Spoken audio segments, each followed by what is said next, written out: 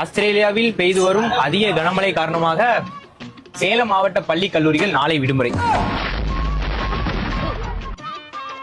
நாசாவில் ஏவப்படும் S3 விண்கலம் கேரள வனப்பகுதியில் பத்திரமாக மீட்ட வனத்துறையினர். தெரியல. நாசாவில் ஏவப்படும் S3 விண்கலம் கேரள வனப்பகுதியில் பத்திரமாக மீட்ட வனத்துறையினர்.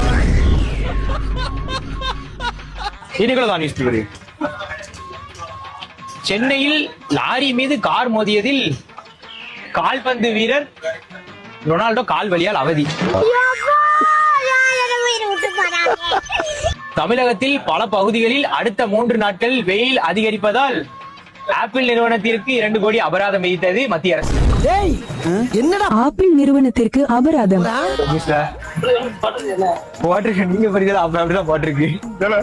ஐயாட்ட கொடுத்து தொடர்ல வேலை வெட்டியே போயிட்டோம் அப்படின்னு சொல்லிடுறா.